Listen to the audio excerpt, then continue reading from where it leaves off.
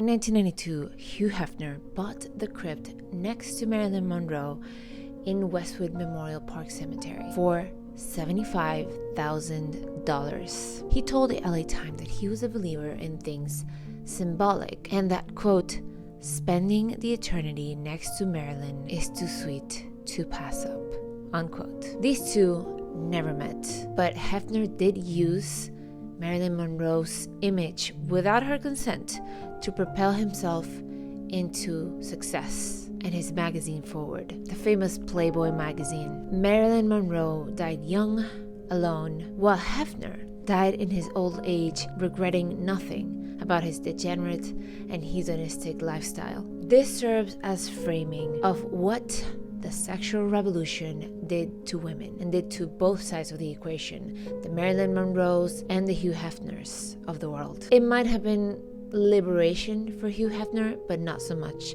for Marilyn. Today, we're talking about the myth of Hugh Hefner as a feminist ally and, of course, the dark underbelly of the so-called sexual revolution. About my life that sets it apart to some extent is that there's never been any hypocrisy in it.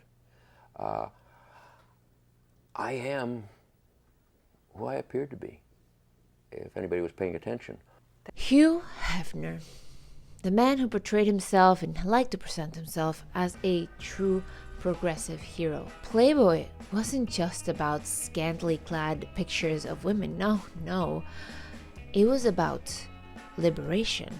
Yes. The magazine supported abortion rights, published progressive essays, and featured interviews with civil rights activists. But here's the thing. Hefner's feminism, it's about benefiting himself, not women. Let's be honest. Birth control and abortion rights made women more available to himself, to men like himself, with fewer consequences. Liberation just became a marketing tool, and unfortunately, too many women bought it and too many feminists supported this. Women's autonomy was great as long as it made them more accessible to men like him, right? So let's talk about the icon, the legend, Marilyn Monroe for a second. Marilyn Monroe never posed for Playboy, ever. But yet, the now iconic centerfold basically launched Playboy into success and made Hefner a very, very rich man. Yeah, the centerfold, that was from a nude calendar shoot that she did years earlier, 4 years specifically, for $50 in a moment of desperation. She was 23, broke, and promised by the photographer that he would make her face unrecognizable. But what happened? Hefner bought those photos and slapped them on the cover of the first issue of Playboy. Again, without her consent. It was a smash hit. He himself admitted later that Monroe's image is what made the magazine take off. Meanwhile, Marilyn had to go and buy the magazine to see herself in their pages. So think about the fact that this man bought the crypt next to her to, quote unquote, sleep next to her for eternity. Again, without her having a say at all. It's really perfect symbolism, as he said at the beginning, that he was a believer of all things symbolism. This is perfect symbolism for what the sexual revolution did.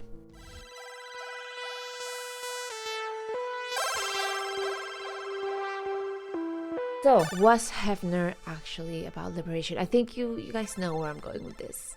The women in the Playboy mansion weren't exactly living the dream. Holly Madison and Bridget Marquardt, I totally butchered her last name, sorry.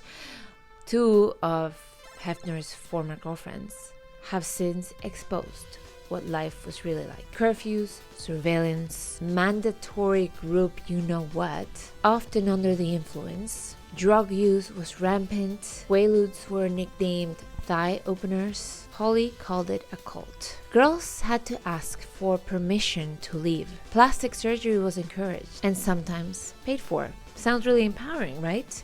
No, doesn't sound like it. Hugh Hefner seemed to be putting up a front, a contradictory one, if you ask me, based on the photos that he put up on the magazine in the name of liberation. But he was pretending to be a feminist, even though he later said that he had a contentious relationship with feminists. He tried to make himself seem like a feminist, and some reporters did say that he helped launch feminism forward. The reality is, he just wanted more access to women and more control over them. And I can already hear the classic, well, those women have agency, you're dodging accountability for them. Well, sure, they were adults. But if someone comes to you and tells you to punch them in the face, and you go and do it, are you in any way responsible for the damage that causes them? Will you do it? They have agency, right? The person asking you to punch them in the face have agency, but so do you. You might wonder, if someone comes to you trying to destroy their lives, what is going on with this person?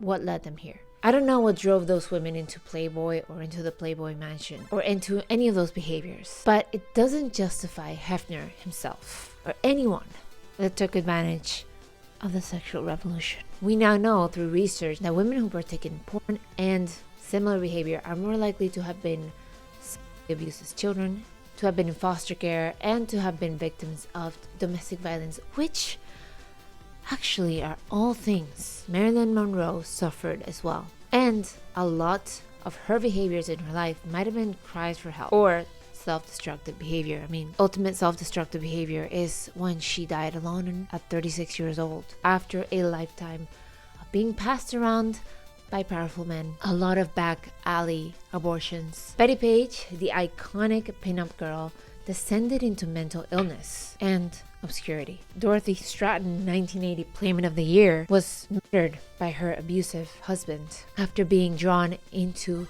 Playboy's world. These women were seen as symbols of sexual freedom, but their real lives often ended in tragedy, disillusionment, and or exploitation.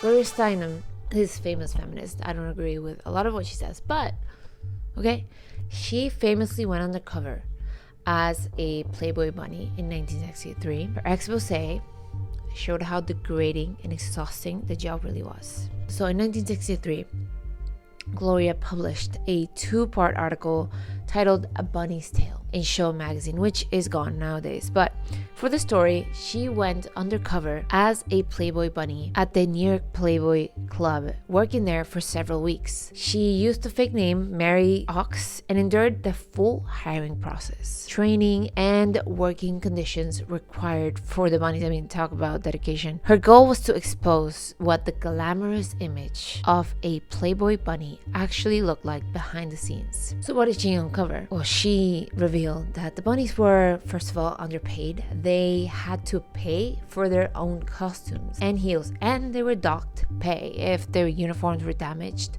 or any lateness. They were subjected to strict appearance standards, which included mandatory weigh-ins with threats of dismissal for gaining even a few pounds. They were exhausted by physically degrading work. They were being forced to wear painful, revealing outfits while serving drinks on their feet for hours. And of course, they were degraded and sexualized by both customers and management. They were expected to fully just smile and flirt back. And again, I can already hear people thinking, well, they could have just quit. They chose that job, right? This does not mean, okay, awful working conditions are not the fault of the worker, okay? And that thought presumes that these people have a lot of options. If there's bad working conditions, the person who is hiring, the manager, the owner, they're responsible for those working conditions. It doesn't take away any of the responsibility from the management or the owners. So,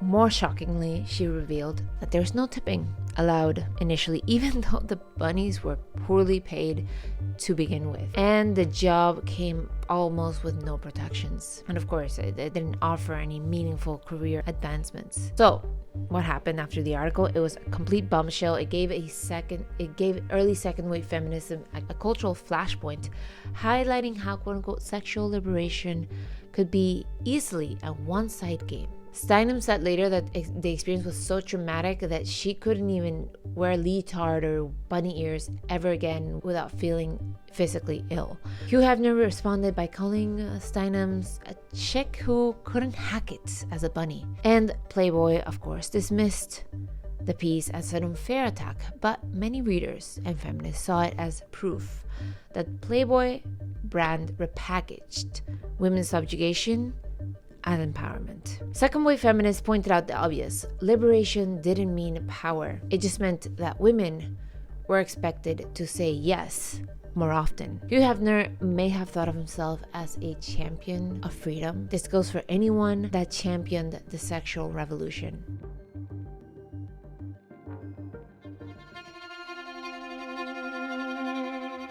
For many women, the system he and others built felt more like a trap. The sexual revolution promised empowerment, but what it often delivered was exploitation. Liberation isn't just about being able to say yes, it's also about the power of saying no and being heard. Although I do think that given the nature of things, given the nature of a relationship, an asymmetrical relationship of men and women, sometimes women will say whatever they feel is safest at that moment. Women will say whatever they feel will get them less confrontation. It used to be the case that the default answer was no, and then it became that the default answer was yes. And the no had to be justified. Let me know what you think, guys. Do you guys have any ideas or suggestions for other videos? Let me know in the comments. Subscribe, like, and see you next time.